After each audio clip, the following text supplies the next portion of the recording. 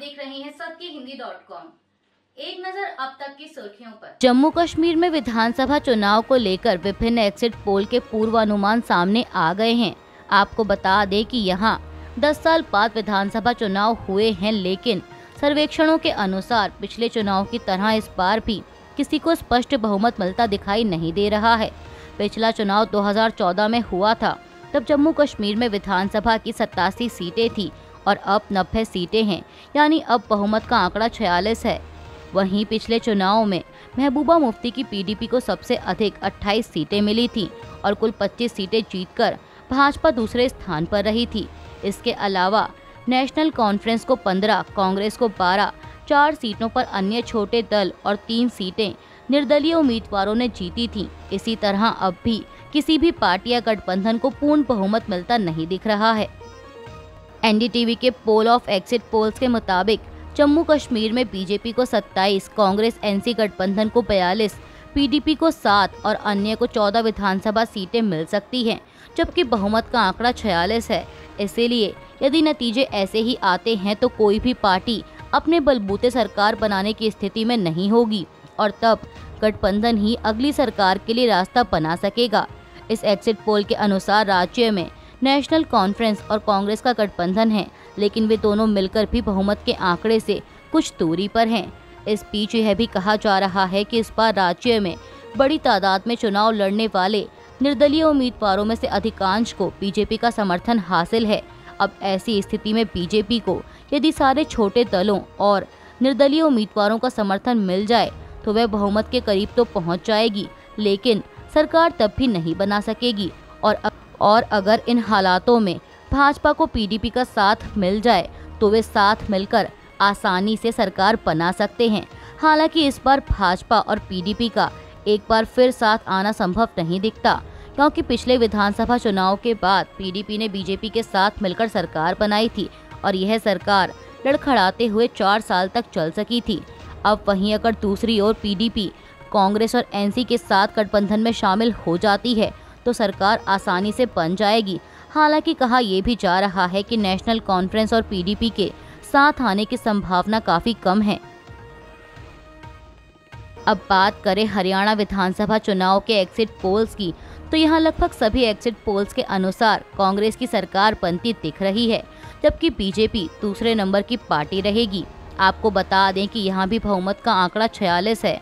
अब एक बार फटाफट बात कर लेते हैं तमाम एग्जिट पोल्स के आंकड़ों की। इंडिया टुडे एक्सिस माई इंडिया के एग्जिट पोल के मुताबिक हरियाणा में बीजेपी को 21 प्लस और कांग्रेस को सबसे अधिक 59 प्लस सीटें मिलने का अनुमान है, यानी कांग्रेस अपने दम पर सरकार बना सकती है। इसके अलावा अन्य के खाते में 2 से 6 सीटें जा सकती है।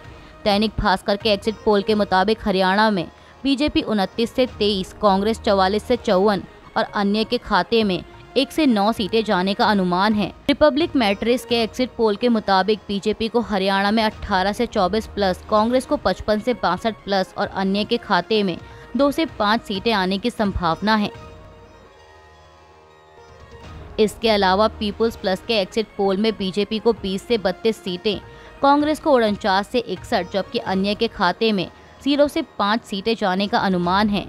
मनी कंट्रोल ने अपने सर्वे में हरियाणा में बीजेपी को 28 सीटें दी हैं, कांग्रेस के खाते में 58 और अन्य के हिस्से में 6 सीटें जा सकती है। अब बात करें CNN 24 के एग्जिट पोल की, तो इसके अनुसार हरियाणा में बीजेपी को 21, कांग्रेस को 59 सीटों का अनुमान जताया गया है। अन्य के खाते में 10 सीटें जाने की उम्मीद है।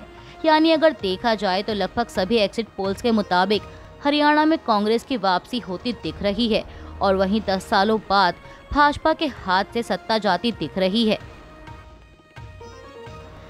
एग्जिट पोल्स के अनुमान तो जान लिए, अब जान लेते हैं एग्जिट पोल्स पर राजनीतिक दलों की राय क्या है। कांग्रेस नेता अशोक तंवर ने कहा कि आज हरियाणा और जम्मू कश्मीर के लिए एग्जिट पोल आए हैं और सभी एग्जिट पोल के अंदर कांग्रेस पार्टी बड़े बहुमत की ओर अग्रसर है। ये दिखाता है कि राहुल गांधी की यात्रा और उन्होंने जो आवाज मजबूती से उठाई उसका असर हमें देखने को मिला है। हरियाणा में अकेले हमें बहुमत है। वहीं जम्मू कश्मीर के पूर्व उप मुख्यमंत्री और भाजपा नेता कविंदर गुप्ता ने कहा कि यहाँ नेशनल कॉन्फ्रेंस और कांग्रेस की जो बढ़त दिख रही है यह केवल एग्जिट पोल में है। जो सही नतीजे आएंगे उसमें भाजपा सबसे बड़ी पार्टी उभरकर सामने आएगी। हमें विश्वास है कि 35 से अधिक सीटें हम जम्मू से जीतेंगे और कश्मीर में भी भाजपा पहले से बेहतर स्थिति में आएगी। सरकार भाजपा के पक्ष में बनेगी। अवामी इत्तेहाद पार्टी के प्रमुख शेख अब्दुल्ला राशिद ने शनिवार को कहा कि जम्मू कश्मीर विधानसभा चुनाव के नतीजे चाहे जो भी हों, केंद्र शासित प्रदेश का नियंत्रण दिल्ली के हाथ में रहेगा। इंजीनियर राशिद के नाम से मशहूर लोकसभा सांसद ने यह भी कहा कि वह एग्जिट पोल पर भरोसा नहीं करते और विधानसभा चुनाव के अंतिम नतीजों का इंतजार करेंगे। वहीं इस बीच मीडिया रिपोर्ट्स के मुताबिक कांग्रेस नेता चरणजीत सिंह चन्नी ने शनिवार को यहां शेख अब्दुल राशिद से उनके आवास पर मुलाकात की। उनकी इस मुलाकात से अटकलें लगाई जा रही हैं कि कांग्रेस नेता सरकार गठन के लिए नेशनल कॉन्फ्रेंस और कांग्रेस गठबंधन के लिए उनका समर्थन मांग सकते हैं। एग्जिट पोल पर भाजपा के राष्ट्रीय महासचिव तरुण चुघ ने कहा कि नतीजे इससे बेहतर होंगे। भाजपा हरियाणा और जम्मू कश्मीर दोनों में पूर्ण बहुमत की सरकार बनाएगी। लोगों का आशीर्वाद भाजपा के साथ है। वहीं हरियाणा के मुख्यमंत्री नायब सिंह सैनी ने कहा कि पूरे बहुमत से भाजपा की सरकार आएगी। 8 अक्टूबर को पूर्ण बहुमत के साथ बीजेपी आएगी। हमें पूरा विश्वास है कि पिछले 10 सालों में हरियाणा के लोगों ने जो काम देखा है, हर वर्ग के लिए काम हुए हैं। हरियाणा को क्षेत्रवाद से मुक्ति दिलाई, परिवारवाद और भेदभाव से मुक्ति दिलाने का काम हमारी सरकार ने 10 सालों में किया है। हरियाणा के पूर्व मुख्यमंत्री और कांग्रेस के वरिष्ठ नेता भूपेंद्र सिंह हुड्डा ने भी एग्जिट पोल्स पर प्रतिक्रिया देते हुए कहा कि एग्जिट पोल अब आए हैं। मैंने सुबह ही बता दिया था कि लहर कांग्रेस के पक्ष में है। हरियाणा में कांग्रेस की सरकार बनेगी। भारी बहुमत से कांग्रेस की सरकार बनेगी। एमएलए बनेंगे और मुख्यमंत्री के नाम को लेकर हाईकमान जो भी फैसला करेगा वो सभी को मंजूर होगा। समाचार एजेंसी एएनआई से बात करते हुए हुड्डा ने कुमारी शैलजा को मुख्यमंत्री बनाए जाने के सवाल का भी जवाब दिया। उन्होंने कहा कि वह हमारी वरिष्ठ नेता हैं, उनका मुख्यमंत्री बनने का अधिकार क्यों नहीं है। कोलकाता के आरजीकर अस्पताल में अपने सहकर्मी के साथ बलात्कार और हत्या के विरोध में प्रदर्शन कर रहे जूनियर डॉक्टरों ने कल शनिवार शाम को आमरण अनशन शुरू कर दिया है। उनका दावा है कि पश्चिम बंगाल सरकार ने उनकी मांगे पूरी नहीं की। दुर्गा पूजा उत्सव शुरू होने में 3 दिन बाकी हैं।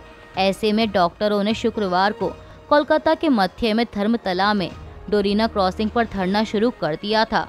उन्होंने राज्य सरकार को उनकी मांगे पूरी करने के लिए 24 घंटे की समय सीमा तय की थी। एक डॉक्टर ने कहा कि राज्य सरकार समय सीमा में विफल रही है और इसलिए हम भूख हड़ताल शुरू कर रहे हैं, जो हमारी मांगे पूरी होने तक जारी रहेगी। और पारदर्शिता बनाए रखने के लिए हमने उस मंच पर सीसीटीवी कैमरे लगाए हैं जहां हमारे सहकर्मी अनशन कर रहे हैं। बॉलीवुड अभिनेत्री रिया चक्रवर्ती, कॉमेडियन भारती सिंह और उनके पति हर्ष लिम्बाचिया को दिल्ली पुलिस ने 500 करोड़ रुपए की ऐप आधारित धोखाधड़ी की जांच में शामिल होने के लिए नोटिस भेजा है। अधिकारियों ने कल शनिवार को यह जानकारी दी। पीटीआई की रिपोर्ट के मुताबिक दिल्ली पुलिस ने गुरुवार को दावा किया कि उसने हाईबॉक्स से जुड़े घोटाले का भांडाफोड़ किया है। हाईबॉक्स एक मोबाइल एप्लीकेशन है जिसके जरिए कथित तौर पर लोगों को हाई रिटर्न का वादा करके इसके जरिए पैसा निवेश करने के लिए लुभाया जाता था। शिकायतों के अनुसार भारती सिंह, हर्ष लिम्बाचिया, लक्ष्य चौधरी, आदर्श सिंह, सौरभ जोशी, अभिषेक मल्हान, पूरव झा, एल्विश यादव और अमित और दिलराज सिंह रावत सहित 9 सोशल मीडिया इन्फ्लुएंसर और यूट्यूबर्स ने ऐप का प्रचार किया और लोगों को इसके जरिए पैसा निवेश करने के लिए लुभाया। भाजपा ने कल शनिवार को झारखंड विधानसभा चुनाव के लिए अपने घोषणा पत्र के 5 प्रमुख बिंदु जारी किए हैं, जिसमें पार्टी के सत्ता में आने पर महिलाओं को हर महीने 2100 रुपए की वित्तीय सहायता, एलपीजी सिलेंडर 500 रुपए में, युवाओं को 5 लाख नौकरियां और सभी के लिए आवास का वादा किया गया है। झारखंड भाजपा अध्यक्ष बाबूलाल मरांडी ने केंद्रीय मंत्री शिवराज सिंह चौहान, अन्नपूर्णा देवी और असम के मुख्यमंत्री हेमंत बिस्वा शर्मा की मौजूदगी में यहां पंचप्रण यानी 5 वचन जारी किए। बता दें कि साल के अंत में पूर्वी राज्य में विधानसभा चुनाव होने हैं। केंद्रीय गृह मंत्री और सहकारिता मंत्री अमित शाह कल सोमवार 7 अक्टूबर को दिल्ली के विज्ञान भवन में वामपंथी उग्रवाद प्रभावित राज्यों के मुख्यमंत्रियों के साथ समीक्षा बैठक की अध्यक्षता करेंगे। बैठक में आंध्र प्रदेश, बिहार, छत्तीसगढ़, झारखंड, तेलंगाना, उड़ीसा, महाराष्ट्र और मध्य प्रदेश के मुख्यमंत्री शामिल होंगे। वामपंथी उग्रवाद प्रभावित राज्यों को विकास सहायता प्रदान करने में निकटता से शामिल 5 केंद्रीय मंत्रालयों के मंत्री भी बैठक में शामिल होंगे। गृह मंत्रालय द्वारा जारी बयान के अनुसार उपराष्ट्रीय सुरक्षा सलाहकार, केंद्र, राज्यों और केंद्रीय सशस्त्र पुलिस बलों के वरिष्ठ अधिकारी भी विचार विमर्श में भाग लेंगे। अमेरिकी राष्ट्रपति चुनाव की रेस में रिपब्लिकन पार्टी के उम्मीदवार डोनाल्ड ट्रंप ने तकरीबन 3 महीने बाद पेंसिल्वेनिया के बटलर में उसी जगह रैली की जहां उन पर जानलेवा हमला हुआ था। इस दौरान ट्रंप के साथ उनके उपराष्ट्रपति पद के लिए सहयोगी जेडी वेंस, उनके बेटे एरिक ट्रंप और मशहूर टेक अरबपति एलन मस्क भी मौजूद रहे। ट्रंप ने इस मंच को दुखद घटना की जगह बताते हुए अपने समर्थकों से वादा किया कि वो 5 नवंबर को राष्ट्रपति चुनाव में जीत हासिल करेंगे। आपको बता दें कि इसी जगह पर 13 जुलाई को हुई गोलीबारी में एक व्यक्ति की मौत हुई थी, जबकि 2 दर्शक घायल हो गए थे। इस दौरान एक गोली ट्रंप के दाएं कान को छूकर निकल गई थी। अभी के लिए बस इतना ही। बाकी की खबरों के लिए जुड़े रहिए सत्य हिंदी.com के साथ।